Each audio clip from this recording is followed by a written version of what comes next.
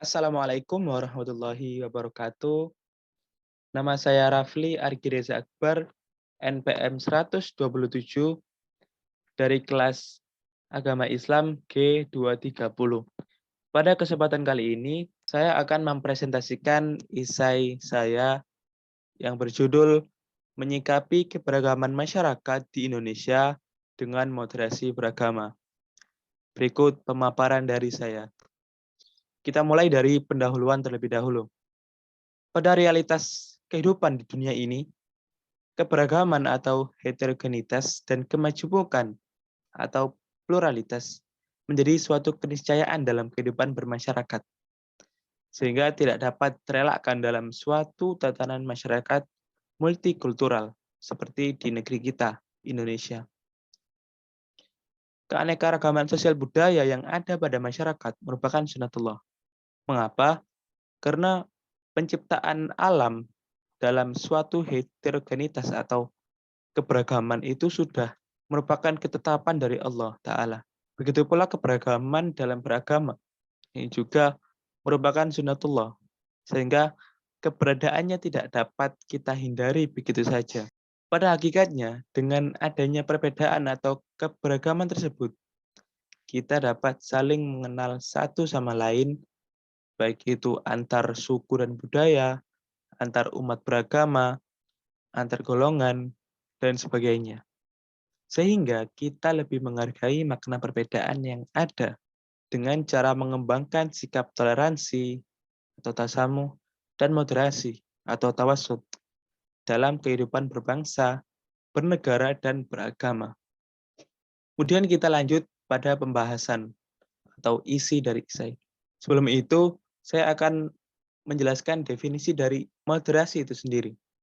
Dalam Kamus Besar Bahasa Indonesia, moderasi dimaknai sebagai pengurangan kekerasan atau penghindaran keekstriman. Begitu pula istilah moderasi seringkali dikaitkan dengan sikap menengahi suatu permasalahan.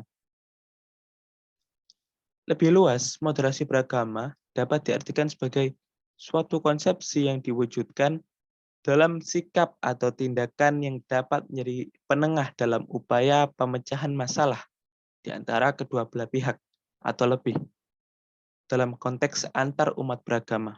Dengan itu pula, stabilitas sosial di antara masyarakat beragama sangat memungkinkan untuk dapat diwujudkan melalui upaya peredaman potensi timbulnya kekerasan atau keekstriman dalam bentuk apapun itu.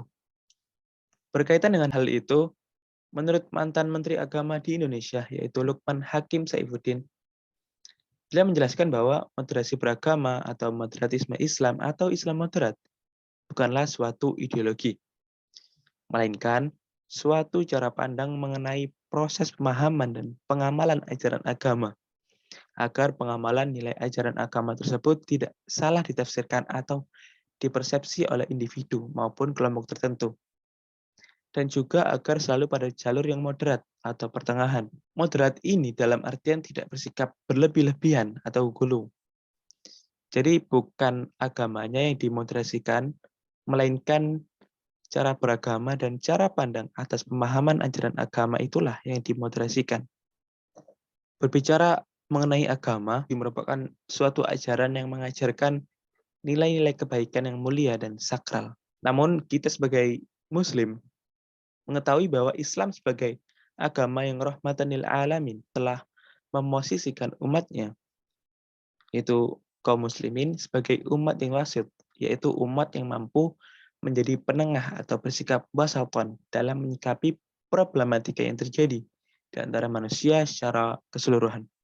Sejalan dengan yang difirmankan oleh Allah Ta'ala dalam surat Al-Baqarah ayat 143 yang berbunyi, A'udzubillahi minasyaitonirrajim, wa kadzalika ja'alnakum ummatan wasatan litakunu syuhada 'alan nasi wa yakunar rasulu 'alaikum syahida. Yang artinya, dan demikian juga kami telah menjadikan umat Islam sebagai umat yang menjadi penengah atau wasatan, agar kalian menjadi saksi atas perbuatan manusia dan agar Rasul Muhammad SAW menjadi saksi atas perbuatan kalian. Lebih lanjut, mengenai konsep moderatisme Islam memiliki visi yang sejalan dan sesuai dengan Islam sebagai agama rahmatan lil alamin. Oleh karena itulah, perlu adanya penguatan moderasi beragama, khususnya di negara kita tercinta ini, Indonesia. Mengapa? Karena bangsa Indonesia itu memiliki keterkaitan yang erat dengan agama dan kental dengan keagamaan. Walaupun secara keseluruhan, Indonesia bukan milik agama tertentu. Namun, keberadaan agama di Indonesia pun merupakan hal yang vital, sehingga tidak dapat terlepas dari kehidupan bangsa Indonesia sehari-harinya. Berkaitan dengan itu pula, cara memahami dan mengamalkan ajaran agama tiap individu atau kelompok sangat memungkinkan terdapat perbedaan. Hal itu wajar dialami oleh manusia, karena perbedaan persepsi dan keterbatasan sebagian besar manusia dalam menginterpretasikan pesan-pesan ajaran agama. Namun apabila penafsiran dalam memahami ajaran agama itu menyimpang dan tidak sesuai dengan ajaran agama yang seharusnya, yang sesungguhnya, maka dapat dipastikan dia terjebak pada pemahamannya itu. Pada akhirnya dapat berimplikasi pada tindakan yang ekstrim, berlebih-lebihan, atau bahkan aksi radikalisme atau terorisme. Na'udzubillah. Nah, itulah alasan mengapa diperlukannya moderasi beragama. Dalam konteks ini terdapat dua kubu yang pada dasarnya keduanya sama-sama ekstrim dan berlebih-lebihan. Yang pertama, kubu ekstrem yang ke kiri. Kubu ekstrem ke kiri ini terlalu terpaku pada, dalam tanda kutip, akal sehat maupun rasionalitas menurut mereka sendiri. Sehingga dalam memahami tekstual, mereka terlalu mengedepankan akal sehat mereka atas kontekstual yang berimplikasi pada pemahaman yang keluar dari tekstual itu sendiri. Sehingga dengan itu menimbulkan pemahaman liberalisme agama. Kubu jenis yang kedua, ada kubu ekstrem ke kanan. Kubu ekstrem ke kanan ini terlalu terpaku pada tekstual atau dalil landasan ajaran beragama, tanpa memahami kontekstual dari teks tersebut. Sehingga dengan itu menimbulkan sikap yang konservatif atau kaku dalam beragama. Nah, masing-masing kubu ekstremis ini mengancam stabilitas dan keharmonisan dari kehidupan beragama maupun antar umat beragama. Keduanya pun harus dapat dicegah dan diatasi dengan moderasi beragama berupa kita memosisikan diri di tengah atau sebagai penengah di antara kedua kubu tersebut. Dan kita menyesuaikan, kita memahami teks dalil ajaran agama dengan menyesuaikan konteks.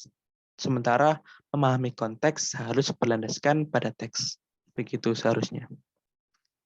Terakhir, yang dapat disimpulkan dari pemaparan saya, itu pada poin pertama, moderatisme beragama dapat menjadi kunci utama dalam menciptakan kehidupan beragama maupun antar umat beragama yang aman dan damai. Kemudian menekankan keharmonisan antar sesama, menghapus diskriminasi agama yang sekarang masih marak terjadi, mengembangkan sikap toleransi antar sesama, dan memperbaiki citra agama Islam di tengah masyarakat secara global. Oleh karena itu, pada dasarnya kita memerlukan konsep dan pengimplementasian dari moderasi beragama di kehidupan kita dalam beragama, berbangsa, dan bernegara. Moderasi beragama pun dalam ajaran Islam dapat menjadi salah satu solusi atas berbagai macam permasalahan dalam keberagaman agama, budaya, maupun peradaban di dunia. Demikianlah pemaparan yang bisa saya sampaikan pada presentasi kali ini. Apabila ada salah kata dan ucapan, mohon dimaafkan. Wabillahi taufiq wal hidayah. Wassalamualaikum warahmatullahi wabarakatuh.